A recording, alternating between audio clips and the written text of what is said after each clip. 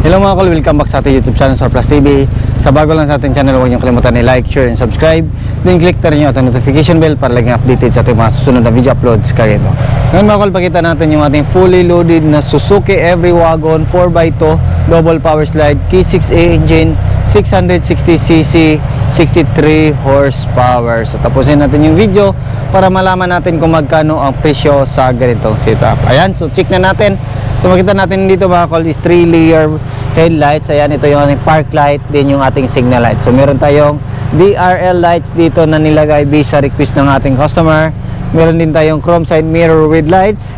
Yung ating ilaw dito customized na din. Ayan, dito meron tayong fender light na customized. Then 15 inches brand new mags and brand new tire.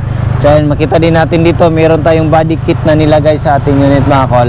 Kaya medyo mahaba yung ating bumper. So makita natin ito yung ating fog lamp original sa mga DE64W na Smiley edition mga kol. Ito yung ating fog lamp. So meron siyang chrome dito sa gilid. So yan yung grills natin is Smiley edition. Yan po yung mga grills ng mga Smiley edition na DE64W. Makita natin dito meron tayong Every Wagon na emblem. Ayan, so chrome po yan, chrome na Suzuki emblem. Then makita natin fully tinted po yung ating unit. So na complete LTO registered po ito mga kol. Ayan, so check naman natin dito. Ayan, meron tayong window trim na stainless.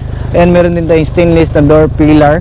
Ayan, dito meron tayong stainless na nilagay. So dito sa ating chrome, yung ating handle is naka chrome na po yan lahat mga kol. Ayan, so chrome na yan lahat. Yung dito meron din tayong chrome dito na accessory sa ating unit.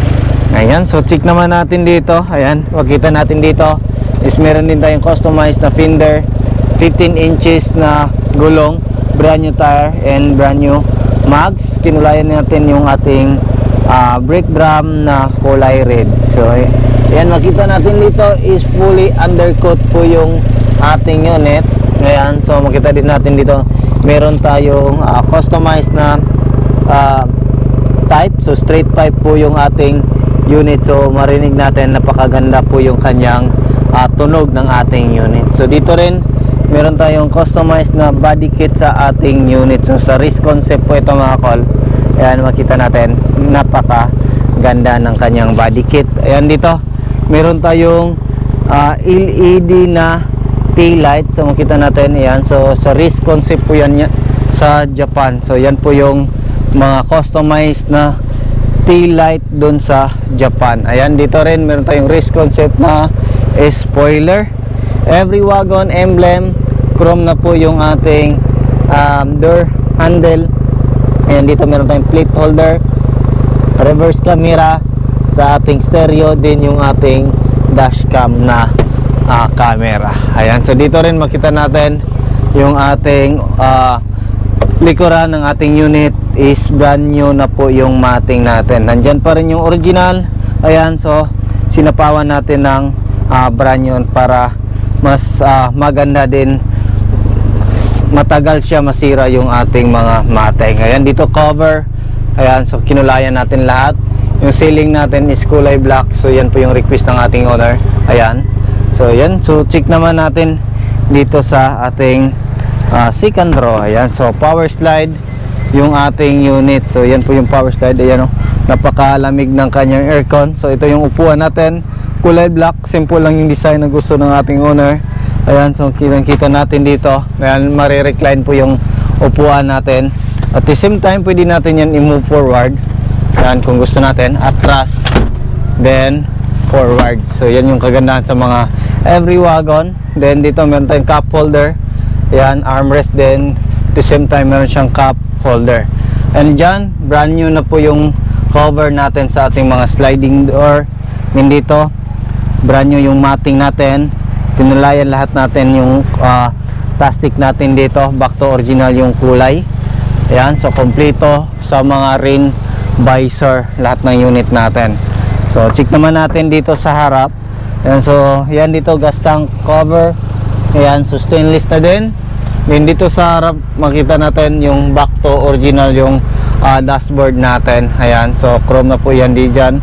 Accessories yung kulay ng dashboard natin, napakaganda, simple pero napakaganda. So yan, dashcam natin, 9 inches under stereo, overdrive switch, ayan, hazard switch, aircon switch, meron tayong lagayan dito, ayan, meron din dito.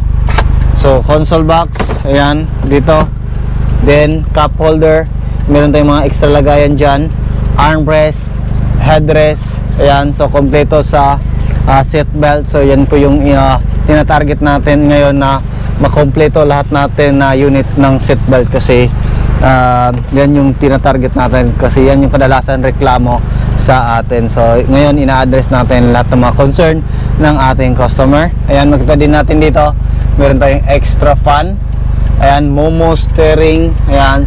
So yung Sparco pala, Sparco type ng steering, quick release. So yan po na ang kaganahan sa ating unit, quick release. Kung gusto nyo hindi ipahiram yung inyong unit,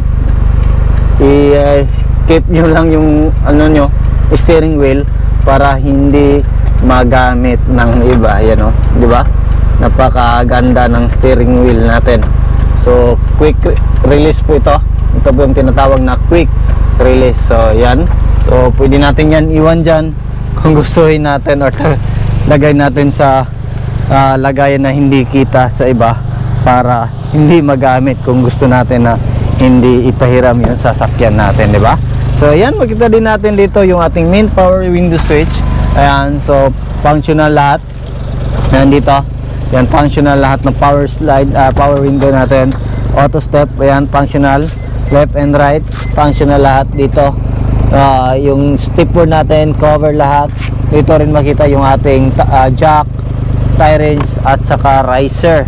Yung spare tire natin mga kol, dito natin makita likuran. Ayan, ito yung ikutin lang natin gamit yung ating tie wrench. Bababa na po yung spare tire natin sa ilalim. Yan po yung spare tire natin sa ilalim. Ayan, so balik tayo dito sa harap. Ayan, so dito meron tayong digital temperature gauge. So ayan, nag-blink po yung auto step natin kasi nakalabas yung auto step natin. Yan, so dito yung power slide switch natin, left and right. Ito right, then left. Yan, close siya. So functional lahat. Fog lamp switch. Ayan, so yung blue light sa ating side mirror. Ayan, ito yung switch. Ayan, so yung auto fold natin, ayan, functional, left and right, functional lahat. Ayan, so functional lahat mga kol. So balik natin tong ating steering wheel. Press lang natin to itaas, then lagay natin.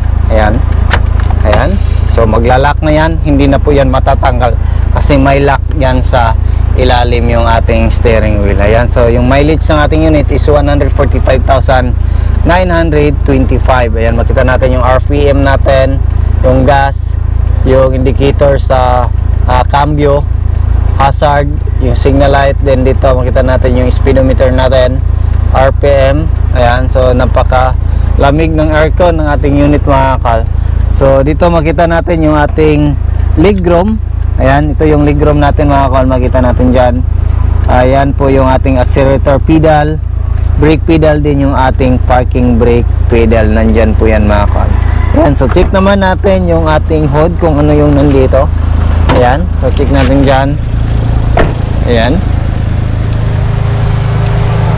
so dito makita natin yung ating windshield washer reservoir, radiator cap, yung ating coolant reservoir, brake fluid reservoir, yung ating mga horn nandyan, naka-sealed po yan lahat para maiwasan natin yung mga masasamang amoy na papasok dito sa loob ng ating sasakyan. So yan, so yung presyo nito is umabot po siya ng 418,000. All in na po yan mga kol, kayo yung mamili ng kulay. So yung basic setup dito mga kol is yung presyo is nasa 315,000 lang. So magdepende na yan sa accessories mga kol na gusto nyo ipalagay, pero kung basic lang 315, running condition na yan mga kol, complete LTO register na po yan. So tataas na yan, depende po yan sa accessories na gusto nyo ipalagay.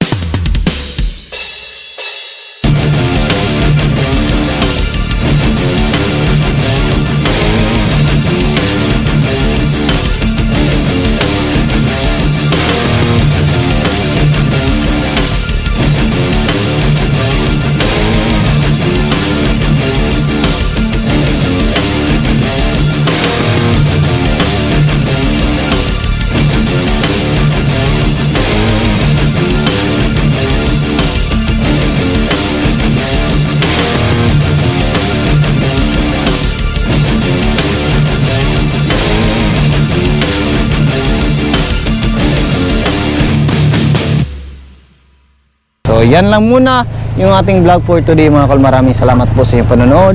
Sa bago lang sa ating channel, don't forget to like, share, and subscribe.